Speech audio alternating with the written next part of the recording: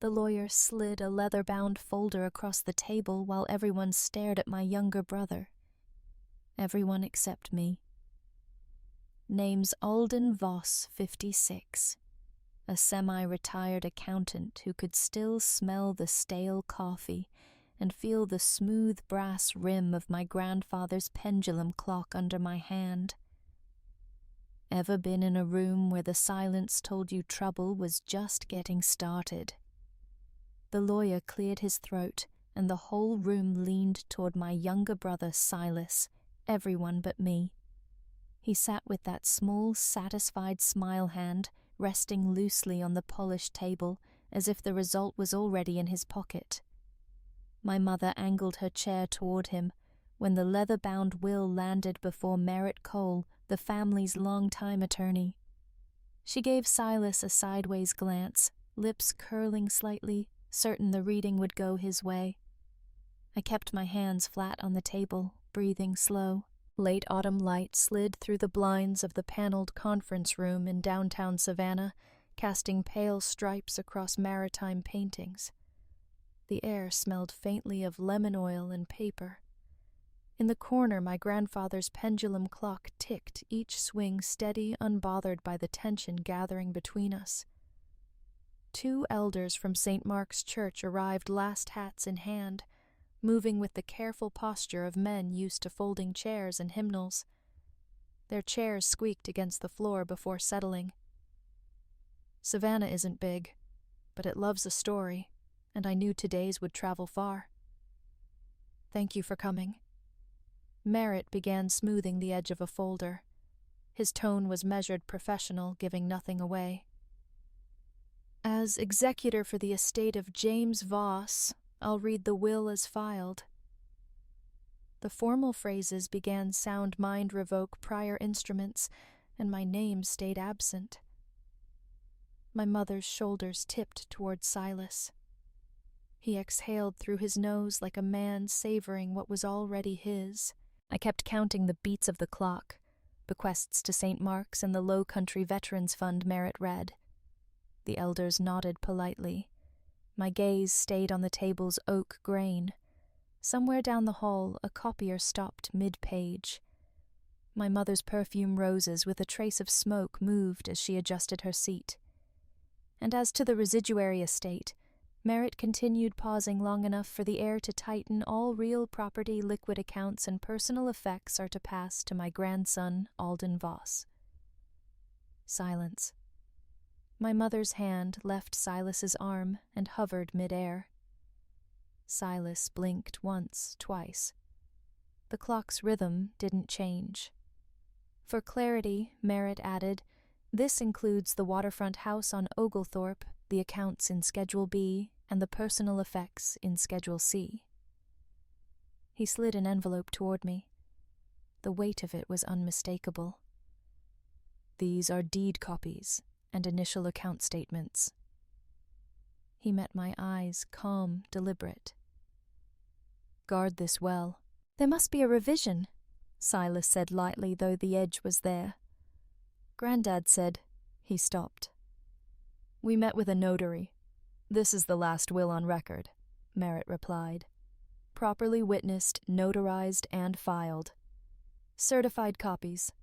Please, my mother said, her voice clipped. For clarity, they'll be ready this afternoon. I'll also email scans. She stood, chair legs brushing the floor, placed a hand briefly on Silas's shoulder, then left with him.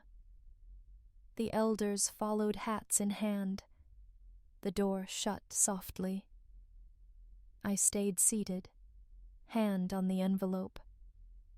Across the table, Silas managed a thin smile. We'll sort this out, he said. I slipped the papers into my worn briefcase. The clasp clicked shut. One elder paused beside me. James loved that clock, he said. Wound it every Sunday. I know, I answered. Minute, then hour. Never force it. When they were gone, I walked to the clock. The brass was warm where sunlight touched it. I set my fingertips on the casing. The ticking seemed closer now. Not faster, just nearer. Like a countdown I hadn't started. By the next morning, the coffee at Main Street Cafe came with a side of stairs. It wasn't hostile. Savannah knows how to dress gossip in polite linen, but I could feel it at my back as I stood in line. The bell over the door had barely stopped jingling when a man from St. Mark's 2 spots ahead bent toward his companion and murmured, "It's not always wise to take what's given without asking why." He might as well have read it from a church bulletin. I ordered a cappuccino coins warm from my pocket and scanned the small tables. Merritt was in the corner, navy suit sharp enough to make the room look casual by comparison. A thin ribbon of cigar smoke clung to him, faint but distinct. In front of him, manila folders lay in a disciplined stack, their edges aligned like soldiers on review. "Morning," I said, sliding into the seat opposite. He lifted his eyes over reading glasses. "I was going to call you." One finger tapped the top folder. "We may have competing paperwork." I let the words sit. The cappuccino arrived, froth sliding down the rim in a slow drift. I took a sip, letting heat and bitterness find their balance before answering. Meaning he said someone could present an alternate will or codicil. Doesn't mean it's valid. But it means trouble. Outside, a delivery truck hissed to a stop. The wet street reflected its red brake lights like a sign you couldn't quite read. "So, what do I do?" "Start a secure archive," Merritt said. "Forward every email related to the estate to it. Keep copies of anything you sign, and scan every property document, deeds, tax bills, insurance policies." I smiled faintly. "You've been doing this long enough to have a checklist?" He shrugged. "A checklist keeps you from stepping in holes you can't see." Church bells rang noon, the sound threading through the glass door and settling over the cafe. 2 women at the counter leaned, close eyes darting toward me between sips. One of them stirred her coffee without looking, spoon-tapping in a steady, unnecessary rhythm. "Your name's going to be in more conversations than you can attend," Merritt said. "Let them talk. You prepare." I nodded, but a part of me was already bracing. The phone in my pocket gave a faint vibration. I glanced at the screen. No sender name, just a subject line, revised, will PDF. My thumb hesitated over the icon. The message read, "This belongs to Silas." For a moment, the cafe's warmth and chatter thinned. I saved the file to my archive heartbeat ticking faster than my grandfather's clock. Merritt noticed my grip on the phone. "What is it?" he asked. I met his gaze. "We may already be in the middle of it." The PDF's signature looked like mine if I'd been holding the pen with my left foot. The loops were clumsy, the lines heavy where my hand was always light. Merritt swiveled his monitor so I could lean in. Rain streaked the wide window behind him, blurring the view of the Savannah River into a slate-gray wash. The office smelled faintly of paper citrus oil and the low hiss of the radiator. "Let's not call it anything yet," Merritt said, lifting a mechanical pencil like a surgeon about to cut. "First we decide what it isn't." He printed the PDF and set it beside a certified copy of the original will. "Date," he prompted. "June 12th last year," I said. "And where were you, Atlanta?" I told him. "Quarter-end audit. Midtown Marriott. I was living on bad coffee and expense reports for 3 straight days." Merritt's pencil tapped the notary stamp. "Savannah downtown at 2:30 that day. If you were logged into the auditor's system in Atlanta, you couldn't have signed here." He drew a ruler across the signatures. "Your capital A is 1 stroke," he said. "Here it's 2. See the wobble I saw it." Whoever forged it knew enough to mimic my habits, the long downstroke, the way I lean into the V, but not enough to hide the hesitation. It felt like someone had studied me in the dark. "We won't shout fraud," Merritt said. "We'll prove the document can exist. Date, time, place, person, process, path. When a judge can't fit it into the real world, it's finished." He slid a yellow legal pad toward me. Timeline. I drew a line: Atlanta Audit Marriott Check-in 2:30 Savannah Notary Stamp. I marked possible proof Amex receipts, toll records, garage timestamps. The pen bled slightly into the paper, the dots like small bruises. Merritt printed the email that carried the PDF. The sender's address was a scramble of letters. Subject line: revised will.pdf. Message: "This belongs to Silas." "That's not provenance," I said. "It's pressure," Merritt replied. He dated a manila folder and slid the papers inside. By evening, the rain had softened to mist over the historic district. I walked to St. Mark's Church Hall for the midweek meeting. Reverend Amos greeted me at the door, his palm warm on my shoulder. "Truth has a way of surfacing if you can stand the wait." "I'm better at waiting than pretending," I said. Inside chairs, scraped linoleum. Coffee steamed in white styrofoam cups. The air smelled of old hymnals and lemon bars. Murmurs rose and fell. Every so often I caught the word "will" the way you catch the clink of a spoon. Silas appeared briefly, shaking hands, smiling. Loretta wasn't with him, but her absence carried its own weight. He didn't look at me. Ruth Carraway sat beside me, stirring coffee, though the sugar was long dissolved. "Saw Loretta and Silas at Macmillan Tidal on Monday," she said. 2 days before that June date. They could have been doing anything I offered. They could, she said, but people chasing paper act the same. They hurry, they talk too loud. They look over their shoulder to see who saw. I noted it on my pad, another dot on the line. When the meeting ended, I walked home through streets, still slick from rain. At the dining table, I redrew the timeline: Atlanta Audit Logs Notary Stamp Monday sighting. The road between them was starting to take shape. My phone rang Ellie. "Come by tomorrow," she said.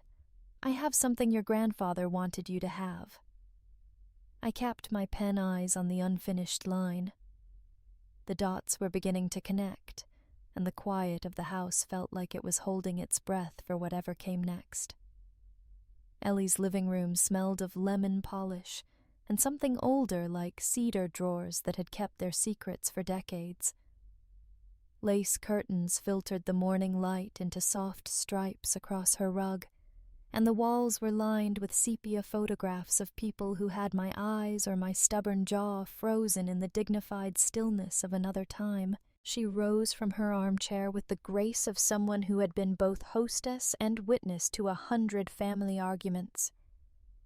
In her hand was a cream-colored envelope, its seal intact, the kind of heavy stationery that resisted bending. "Your grandfather asked me to keep this," she said, her voice firm but not unkind. "Told me I'd know when to hand it over." I took it carefully. The weight was modest, but it seemed to alter the air between us. The paper inside slid slightly a dry whisper, and I could feel the raised impression of my grandfather's handwriting through the outer layer. Ellie's eyes flicked to the clock on her wall, a modest brass thing. Nothing like the family pendulum clock, whose steady rhythm had marked my childhood. "Don't open it here," she said. "Not because I don't trust you, but because I don't trust the echoes in this house." I nodded, sensing there was more behind her glance than she intended to share. "Thank you, Ellie. I mean it. Mean it by keeping what's yours," she replied, and there was the faintest shade of a smile before she looked away. Outside, the spring air carried the scent of rain on warm pavement. I walked home with the envelope tucked under my arm like something alive. The sidewalks shimmered with damp and dogwood petals clung stubbornly to the curbs. At home, I set the envelope on the dining table and just looked at it for a while, listening to the quiet house. Eventually, I broke the seal. Inside was the original will, complete with the correct date notarization and signatures. Tucked between its pages was a single sheet of lined paper folded once. My grandfather's handwriting was strong, each letter leaning forward as if impatient to be read. "Keep what's yours," it said. "Not just the land and the house, but the stories and the truth. They'll try to take both. Don't let them." I pressed my palm to the page, feeling the grooves his pen had made. For a moment, I could almost hear his voice, low and steady, the way he read to me when storms rattled the roof. Later, as I carried the documents into my living room, something caught my eye. A pale dust ring on the hardwood floor, a perfect oval where the pendulum clock had stood. The space around it was clean, recently swept as if to erase the fact that it had ever been there. The absence hit me like a misplaced heartbeat. I crouched, tracing the ring with my finger. A small fleck of brass polish remained at one edge, stubborn against the grain. My chest tightened, not just for the clock, but for what it might have hidden. The phone rang. Merritt's voice came through calm, but edged with urgency. I told him about the will, the letter, the empty space. "Silas didn't take that clock just to spite you," he said. "He could have hidden other documents inside. Old clocks are perfect for that. False backs, hollow bases. You'd be surprised." I took a photograph of the dust ring, holding the camera steady, though my hand wanted to shake. The click of the shutter sounded louder than it should have. "If he moved the clock," I told Merritt, my voice low, "I'll move the earth to get it back." There was a pause on the line. "Then we know our next move," he said. The envelope and letter sat on the table beside me, quiet witnesses to the conversation. Outside, the rain had stopped, but the light through the windows felt sharper, as if the day itself had decided to pay closer attention. The scent of hickory smoke and cinnamon pie clung to the church hall like a heavy quilt stitched together by decades of repetition. Long folding tables formed two uneven rows draped with plastic cloths patterned in fading sunflowers. Foil pans steamed green bean casseroles, baked macaroni potato salad in chipped ceramic bowls, and every surface seemed to sweat in the late summer heat. Sweet tea sloshed in translucent cups, leaving faint amber halos on the tables. In the corner, a bluegrass trio picked idly at strings, the sound tumbling beneath the chatter. I slipped in quietly, balancing a paper plate I had no intention of eating from. Merritt was near the entrance, adjusting his tie like a man fine-tuning a radio dial. As I approached, he leaned in just enough to speak under the noise. "No matter what you hear tonight, don't bite," he said, eyes steady. The faint smell of wintergreen gum mixed with the tang of hickory. I nodded. "I'm here to listen." The hall felt like a hive heat movement and a hum just beneath the music. Silas stood near the dessert table, easy grin in place, shaking hands with a rotation of church members and donors. Loretta orbited close, handing out smiles and punch, each gesture precise. Every so often she touched his arm, a reminder to stay anchored. I moved slowly, greeting people by name, letting my presence sink into the crowd without force. The plate in my hand became a prop. The real work sat on the table where I paused my phone screen dark, hidden under a folded napkin. The recording app was already running the red dot invisible except to me. I pressed the napkin's corner once, feeling the faint vibration that told me it was catching every word within reach. Merritt had chosen his vantage point well far enough to avoid suspicion, close enough to watch me and the space around Silas. We traded occasional glances, each one a checkpoint. It didn't take long. Silas spotted me and made his way over plate of pecan pie in hand. "Brother," he said warmly enough for the room to hear. "Glad you could join." "Wouldn't miss it," I replied. He set the plate down, fork resting against the rim. "You know I don't care about the clock or the cash," he said, voice low but clear. "I just want you stripped of it." The words landed like a small, precise hammer tap, enough to dent, not to shatter. Loretta arrived with 2 paper cups, her smile unchanged. "We dragged this out," she murmured, eyes flicking between us. "He'll wear down." I took a slow sip of tea, letting the condensation roll down my fingers. Across the hall, Merritt caught my eye. I gave the smallest nod. My thumb pressed the napkin again, ensuring the file was saving to the cloud. The trio launched into a hymn conversation, rising and falling with the chords. Silas drifted away, greeting others. Loretta followed her laugh, trailing behind. I stayed in place, the fork's faint metallic clink still ringing in my head. By the time the chairs were stacked and the last casserole wrapped, the air felt lighter, though the heat hadn't broken. Outside, cicadas droned. In my car, I lifted the napkin.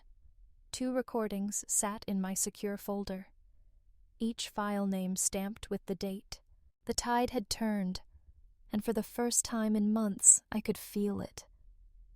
The courthouse smelled faintly of old paper and lemon cleaner, the kind of scent that clings to wood and stone, no matter how many times the floor's been polished.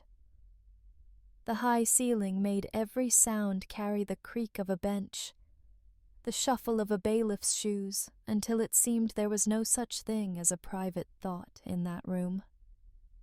Light filtered through the stained glass state seal above the bench, casting muted blues and reds onto the paneled walls. I sat at our table, suit-pressed shoes polished to a mirror shine. The knot of my tie pulled tight.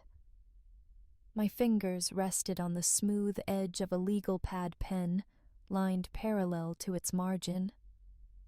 Across the aisle, Silas shifted in his seat, pale under the fluorescent lights, eyes fixed anywhere but on me. Loretta sat beside him, back rigid, hands clasped in her lap like they were holding something together. Merritt rose calm as a man stepping into a routine he'd rehearsed 100 times. "Your Honor," he began. "We enter into evidence the original will of Robert Voss, notarized and dated June 12, 2016. The bailiff wheeled the cart forward, its rubber wheels scraping faintly against the floor. The judge flipped to the signature page, his brow lowering almost imperceptibly. Also entered Merritt continued a handwritten letter from the decedent to my client, urging him to, and I quote, "keep what's yours." He laid the envelope gently on the evidence table, the flap still creased from Ellie's careful storage. The opposing counsel stood. Objection hearsay. Overruled. Judge Halloran said, his voice measured, but his gaze stayed on the page. Merritt moved methodically, as if building a bridge, my work travel records from Atlanta on the notarization date, receipts stamped and time-coded, toll booth logs, parking slips. Each piece clicked into place, forming a picture no one could plausibly redraw. Then came the fundraiser recording. Merritt glanced at me before pressing play. From the speakers, the muffled clink of forks and low hum of a hymn filled the courtroom. Then Silas's voice. "I don't care about the clock or the cash. I just want Alden stripped of it." Loretta's reply followed. "We drag this out. He'll wear down." The sound seemed to pull the oxygen from the room. Silas's head lowered. Loretta stared straight ahead. Ellie was called to the stand. Her calm nod from the gallery had been my anchor since I'd walked in, but now she faced the room with the quiet authority of someone who'd kept a promise. She confirmed the will's authenticity told of my grandfather's instructions, her voice steady as she recounted the day she gave me the envelope. Merritt's final step was subtle, almost casual. "Your Honor, he said note that the family pendulum clock missing from my client's home was known to have a concealed compartment. Its absence coincides with the date these fraudulent documents appeared." Judge Halloran leaned back, hands steepled. The room was still except for the soft flutter of paper as he turned once more to the signature page of the original will. "I find in favor of the defendant," he said finally. "The claim is dismissed. This matter is referred to the district attorney for investigation into forgery." The gavel struck once. The sound reverberated in my chest like a deep bell. Silas's head dropped farther shoulders, rounding inward. Loretta's eyes turned to me, and though they burned, I couldn't read what lay behind them, anger, calculation, or something older. I held her gaze for only a moment before turning back to Merritt, who was already gathering our papers into neat, deliberate stacks. As we rose, the stained glass above caught a beam of late spring sun, throwing fractured color across the floor between us. The trial was over, but the clock, wherever it was, still ticked somewhere, waiting to be found. Merritt's SUV rolled to a stop in front of my house, the hum of its engine fading into the crisp autumn air. The tailgate lifted slowly, revealing the pendulum clock swaddled in thick, moving blankets, its shape unmistakable even under layers of fabric. The sight hit me with an odd mix of relief and disbelief, as though some long-lost chapter of my life had been quietly placed on my doorstep. Merritt stepped around to the back, his coat collar turned up against the breeze. "Some things you can't put a price on," he said, resting a hand lightly on the wood. "So guard it." It wasn't an order, more a passing truth, yet it carried the weight of everything we'd fought through. We maneuvered the clock inside together, careful on the narrow porch steps.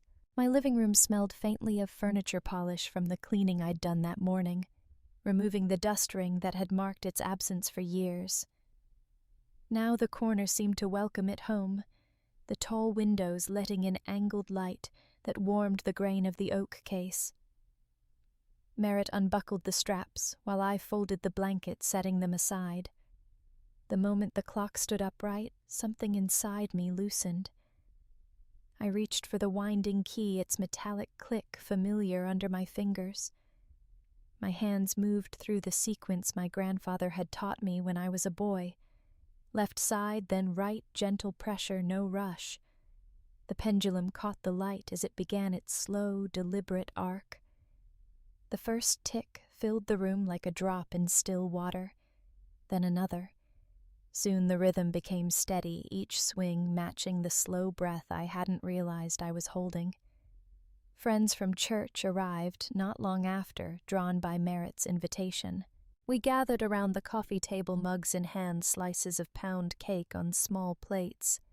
Laughter came more easily than I'd expected, carried along by the low chime of conversation and the faint, constant heartbeat of the clock.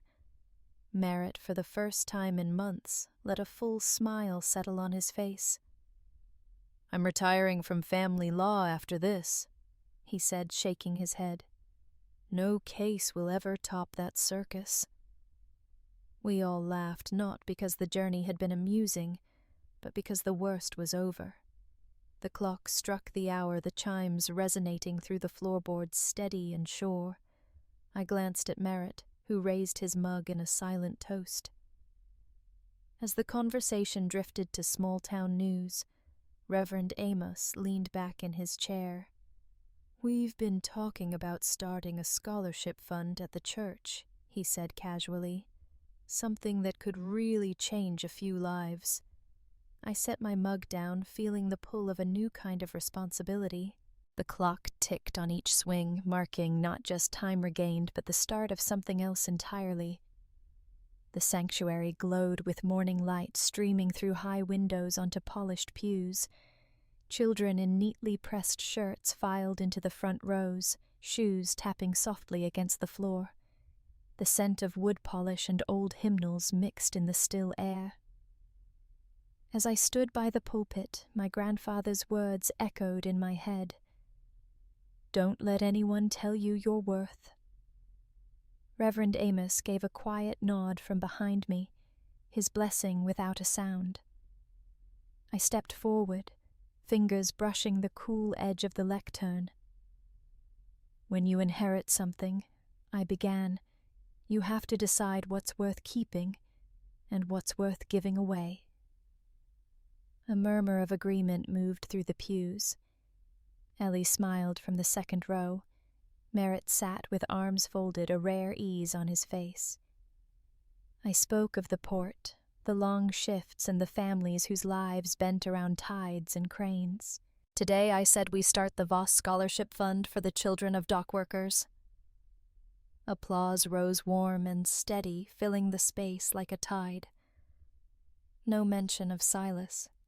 His absence said enough. Reverend Amos handed me a sealed envelope. The wax cracked under my thumb. "Our first recipient," I announced, "is Lydia Cortez." A girl in the third pew froze, then covered her mouth. Her father stood cap crushed in his hands. The congregation erupted again, organ chords swelling beneath the clapping. After the service, I shook hands until my palm ached. Lydia's thank you was simple and sure. Outside, the breeze carried the salt edge of the river. By afternoon, I was walking Tybee Island's shore sand, clinging to my polished shoes. Gulls wheeled overhead. A shrimp boat stitched the horizon. I thought of my grandfather's letter, "Keep what's yours," and how sometimes that means sharing it. Back home, I loosened my tie, the pendulum clock striking noon. Each chime filled the quiet room steady and certain. I looked out the window at the bright day and said aloud, "This is mine, and I've chosen to share it." The pendulum clock now stands quietly in its corner, its steady rhythm blending with the soft afternoon light spilling across the floor. It reminds me that justice isn't just a verdict.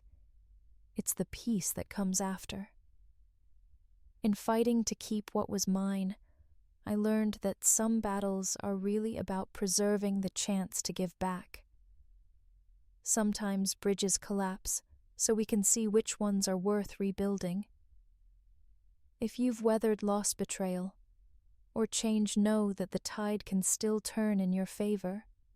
Has life ever handed you a second chance in disguise? Share your story below. I'd like to hear it.